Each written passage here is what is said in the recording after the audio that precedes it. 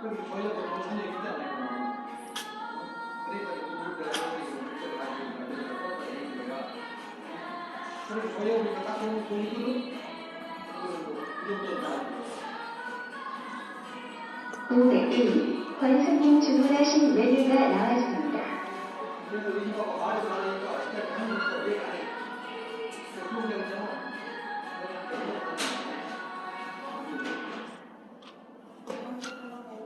안 해?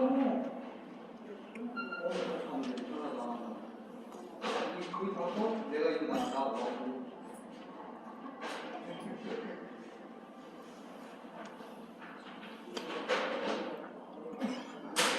이제 시험을 막지도 않고 저들이 그런가 이러면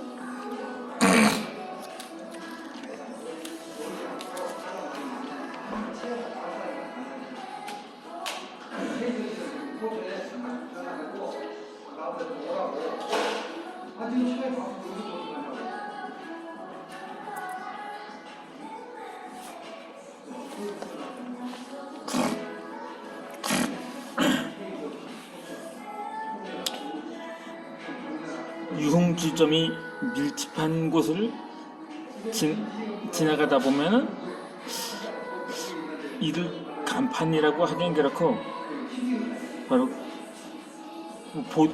인도와 도로 사이에서 항상 해변 풍선 같은 기둥 같은 것이 펄럭이는 그 사이에 문구를 볼 수가 있는데 제가 사는 동네에서 이런 문구가 쓰여져 있더라고요. 인생은 쓰고 술은 달다. 이게 언제부턴가 이러한 문구라고 할까 글귀를 많이 접하는 것을 볼 수가 있는데 그런 것 같아요. 정말 살기가 싫고 그런 사람들한테는 항상 술로 달래곤 하는 것을 볼 수가 있는데 이와 달리 제가 이 영상 제목에 인생이 달면 술이 쓰다고 했거든요. 그러니까 이를 뒤집어서 판단할 수가 있을 겁니다. 그러니까 그러면 이렇게 말할 수가 있을 것입니다. 아니 인생이 달면 술이 쓰다는 것은 정말 살기 좋다고 평가하는 사람들은 술은 입에 대지 않는다는 뜻 아니냐고 하는데 무슨 소리냐. 정말 세상을 살만나는 사람들도 술을 즐기는 사람들이 많다고 할 수가 있을 것입니다. 물론 맞습니다. 그러니까 큰 기업의 총수나 임원들이나 정계 인사들처럼 나름대로 성공했다고 자부하는 사람들도 술로 거의 만찬을 즐기는 사례들을 볼 수 있는데 그것도 모자라서 아예 폭탄주를 즐기는 사례도 많거든요. 그렇다고 제가 인생이 달면 술이 쓰다는 것은 흔히 좋은 약은 입에 쓰다는 말이 있지 않습니까? 그러니까 아예 술을 금주하는 사람들이 아니라 술을 마셔도 건강에 문제 없이 마신다는 취지인 거죠. 좀 과하다 싶으면 숙면을 취하기도 하고, 그러니까 신체는 아무런 이상이 없고, 뭐 그 술을 마시거나 안 마시거나 나름대로 건강을 유지하는 사람들도 꽤 있거든요. 그러니까 제 말인죠. 인생이 달면 술이 쓰다는 건 술을 마신다고 해도 크게 그 사람의 성격이 변하지 않는다는 것을 의미하는 것입니다. 이 반면 삶이 고달프거나 스트레스를 많이 받는 사람들이 시름을 달리기 위해서 술을 마시는 경우도 많습니다. 그런데 그런 사람은 평소에는 착한 사람들이 술만 마시고 나면 악마가 되는 사례도 있습니다.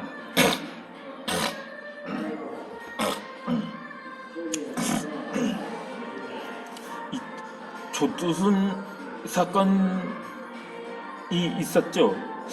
이들 뭐 나영이 사건이라고 말하기도 하고, 어찌되었든 간에 이 조두순 사건이 났을 때, 그가 체포되었을 때 그게 징역형은 고작 12년밖에 받지 않았거든요. 그 이유가 술김에 저지르는 일이라는 것이 참작이 되었다는 것입니다. 그 정도라면 거의 뭐 현재 조주빈만큼의 형량이 나올 만도 한데, 결국 그 범인은 그 사람이 아니고 술이었던 거라고 볼 수가 있었던 거죠. 그러니까 그렇다면 이 조두순 사건이 발생했을 때가 2008년 12월이니까 그때 우리나라가 한창 글로벌 금융위기의 여파로 주식시장이 곤두박질 치던 때였거든요. 그러다 보니까 당시 우리나라에서 술 소비량이 사상 최고치를 기록했다고도 합니다. 그렇다면 대부분의 사람들이 어떠한 심정으로 술을 마셨겠습니까? 정말 기분 좋은 마음으로 마시진 않았을 겁니다. 결국 그러다 보니까 대형 사고를 치는 사례까지 일어났었던 거죠. 그런 겁니다. 그런 기분이 록다운된 상태에서 술을 마신다면 그 사람은 만약에 이 정대 사람처럼 만화 캐릭터처럼 사람처럼 말을 한다면 아마 집단 반발을 하고 있을 것입니다. 왜 자꾸 안 좋은 데는 욕설 같은 데는 왜 개자를 갖다 붙이느냐고 말입니다. 그러니까 술 마신다면 흔히 개가 된다는 말처럼 주변 사람들을 괴롭히거나 가족들을 힘들게 하거나 그렇거나 막 때려 부시고 막 난동을 부리고, 그러니까 술주정이라고 하죠. 그런 일을 일으키곤 하기 때문인 거죠. 그런데 이것을 거의 뭐 시간이 거의 임박해 가는데 독서 강의라고 해놓고 뜬금없이 그냥 술 얘기냐 하고 할 수도 있거든요. 이 독서의 경우는 이 술과 정반대로 엮일 수가 있습니다. 세계에서 가장 책을 많이 읽는 민족들이 유대인과 일본인이라고 하는데, 그런데 이렇거든요. 세계에서 순환과 시련이 거의 없다거나 아주 적게 받은 나라나 민족들이 책을 많이 읽는 반면 민족적 순환이 길고 오래 지속되는 나라의 민족들은 그만큼 술을 많이 마신다고 또 합니다.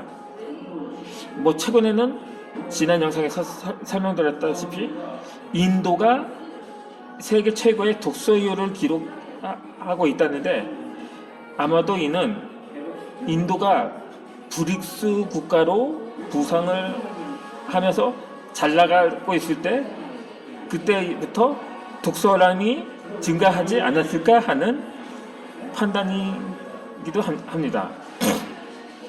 그러니까 어떤 자산가가 노숙자에게 창업 지원금으로 후원을 했다고 하긴 그렇고, 그 지원을 했거든요. 그 기부를 했어요. 그러니까는. 그런데 어느 순간 그 지원을 중단을 했다고 합니다. 그 원인이 그 사람이 자신이 지원한 것으로 술로 탕진을 한다고 해서, 반면에 어떤 노숙자의 경우는 책을 사서 본다고 합니다. 그렇다면 이 두 부류의 노숙자들 중에 누가 더 노숙자를 저기에 벗어날 가능성이 클까요? 후자인 거죠. 이 마찬가지거든요. 그런데 우리나라에서 IMF 이후에 줄곧 20년 가까이 자기계발서가 대세였거든요. 그런데 요즘은 자기계발서에 대한 거부감이 늘었다는 겁니다. 이 순전히 명령조라는 거예요. 그 이유 중에 하나가. 반면에 오히려 더 잘 나가는 장르의 도서가 있긴 합니다. 육아책이라든가 자녀교육, 이러한 종류의 장르의 도서들이 여전히 잘 팔리고 있다는 것이고요. 물론 이들은 아이를 둔 기혼자에 한한 거고, 또 미혼자들의 경우는 연애소설을 많이 본다고 합니다. 하지만 이에 대해서는 또 부작용이 생긴다는 거죠. 그러다 보니까 이를 잘못 인식을 해서 조주빈과 김태현 같은 사람들도 나오기도 하고요. 그래서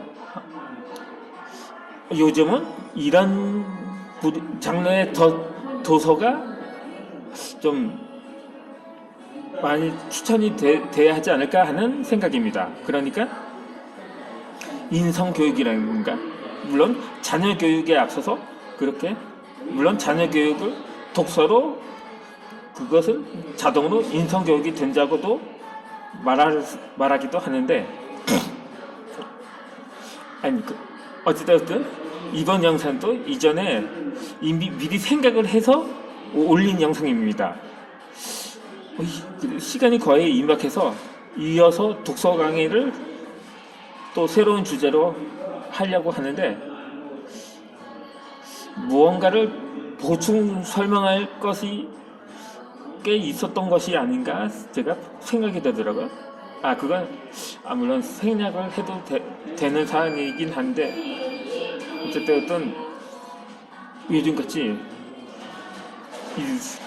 무슨 술에 비유한 것, 독서를 술에 비유한 것 같았는데, 어쨌든 영상을 이어서 올려드리도록 하겠습니다.